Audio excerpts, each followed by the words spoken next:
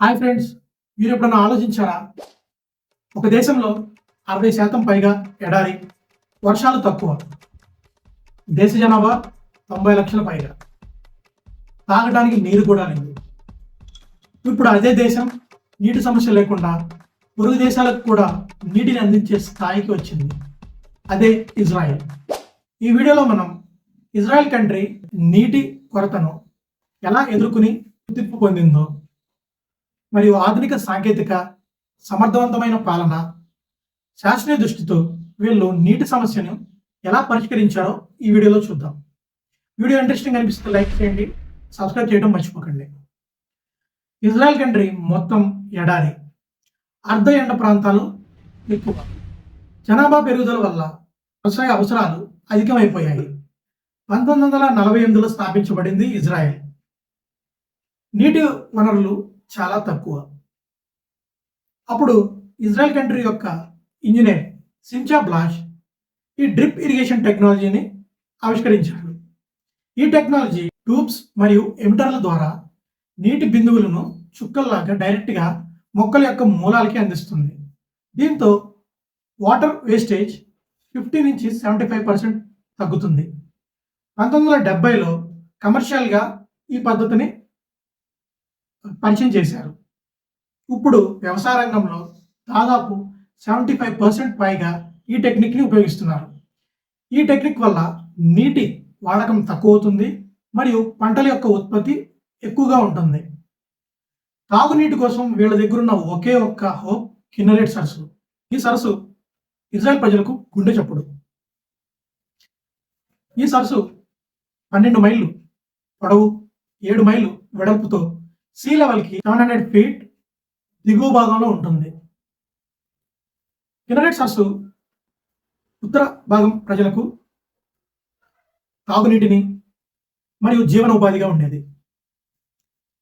దక్షిణంలో చూసుకుంటే ఎండలు ఎక్కువ, అక్కడ ప్రజలు తాగునీటి కోసం ఆలోచించిపోయేవాళ్ళు. ఇదే టైంలో ఇజ్రాయెల్ కంట్రీ ఒక అడుగు ముందుకు వేసి నేషనల్ వాటర్ క్యారియర్ ప్రాజెక్ట్ని నిర్మించింది. ఇది 130 కిలోమీటర్ల ప్రాజెక్ట్.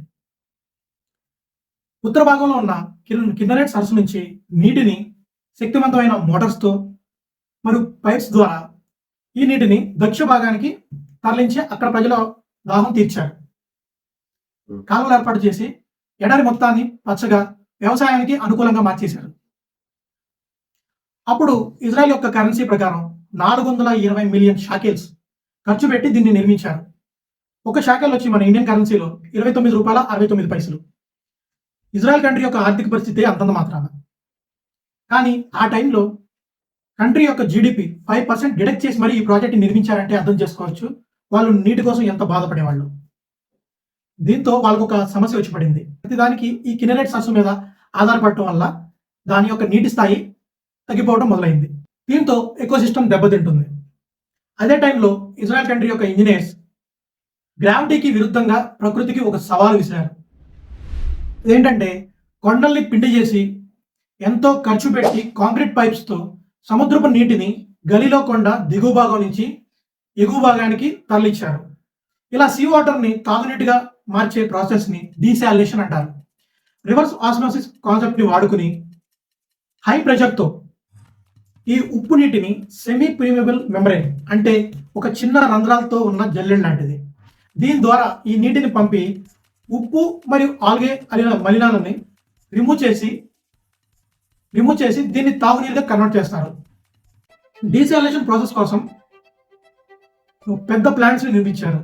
అందులో భాగమే అష్కలాన్, సోరాక్, హైడ్రా. ఇజ్రాయెల్ కంట్రీ ఈ 3 ప్లాంట్స్ ద్వారా పడాల నీటి అవసరాలకు 80% పైగా నీటిని సరఫరా చేస్తుంది. ఇక్కడ బైబిల్లోని వాక్యం ఏషియా 41వ గ్రంథం 18వ వచనం ప్రకారం ఎండిపోయిన చోట్ల నదులను, పాడుబడ్డ చోట్ల సెలయేళ్లను నేను తెరిచను అనే వాక్యం నిజమైంది. ఇది సైన్స్, ఇన్నోవేషన్, దేవుని ఆశీర్వాదం అని అక్కడ ప్రజలు భావిస్తారు. దశాబ్దాలుగా కరువు, అధిక వినియోగం, క్లైమేట్ చేంజెస్ వల్ల ఈ కిన్నెరెట్ యొక్క నీటి స్థాయి 700 అడుగుల కంటే పడిపోవడం స్టార్ట్ అయింది. ఈవెంట్ డెడ్ లైన్ కూడా దాటేసింది. దీంతో ఎకోసిస్టమ్ దెబ్బతింటుంది. అది ఎలా అంటే భూమిలో ఉన్న ఉప్పు మలినాలు మొత్తం ఆ తాగునీటిలో కలిసిపోయి ఆ సరస్సు కూడా పాడైపోతుంది. అప్పుడు ఇజ్రాయెల్ ప్రజలు చేపట్టిన ప్రాజెక్టే national water rivers carrier project. ఇది ప్రపంచంలోనే మొట్టమొదటిసారిగా మంచినీటి సరస్సులోకి డీసాలినేటెడ్ సముద్రపు నీటిని పంపించి రీఫిల్ చేసే ప్రయత్నం. వీళ్ళు ఏర్పాటు చేసిన ప్లాంట్స్తో ఈ సముద్రపు నీటిని డీసాలినేట్ చేసి కిన్నెరేట్ సరస్సులోకి కలిపేసి దాని యొక్క నీటి స్థాయిని పెంచి ఎకోసిస్టమ్ని కాపాడారు. ఇలా వీళ్ళు నీటి సమస్యను ఎదుర్కొని టెక్నాలజీతో జయించగలిగారు. సరైన వనరులు వసతులు లేకపోయినా ఇంత చిన్న కంట్రీ పొరుగు దేశాలకు ఇన్స్పిరేషన్గా నిలిచింది. కానీ మన ఆంధ్రప్రదేశ్లో పోలవరం ఇరిగేషన్ ప్రాజెక్ట్ సంగతి ఏంటి? ఇజ్రాయెల్ కంట్రీ యొక్క వైశాల్యం 22,000 కిలోమీటర్లు, ఆంధ్రప్రదేశ్ది 1,62,000 కిలోమీటర్లు. ఇజ్రాయెల్ కంట్రీని మన ఆంధ్రప్రదేశ్లో 7 సార్లు ఫిట్ చేయొచ్చు. అంత చిన్న కంట్రీ వాళ్ళ ప్రజల కోసం అంత చేస్తే మరి మన ఆంధ్రప్రదేశ్ ఏం చేస్తుంది? 2005లో స్టార్ట్ చేశారు ఈ పోలవరం ఇరిగేషన్ ప్రాజెక్ట్. ఇప్పటికి 20 ఏళ్ళు అవుతుంది. ఓన్లీ 88% మాత్రమే అయింది, ఇంకా 12% పెండింగ్లో ఉంది. ఈ పోలవరం ఇరిగేషన్ ప్రాజెక్టు 355 కిలోమీటర్లు, దాదాపు 13 డిస్ట్రిక్ట్స్ని కవర్ చేస్తుంది. దాంతో 23 లక్షల ఎకరాలకు సాగునీటిని ఇస్తుంది, మరియు ఇండస్ట్రీస్ కూడా వాటర్ సప్లై అవుతుంది. ఇన్ని బెనిఫిట్స్ ఉన్నాయి. కంప్లీట్ అవ్వడానికి కారణాలు పాలిటిక్స్ అంటారా లేదా కరప్షన్ అంటారా? మీ యూస్ ఏంటో కామెంట్స్లో తెలియజేయండి. Thanks for watching.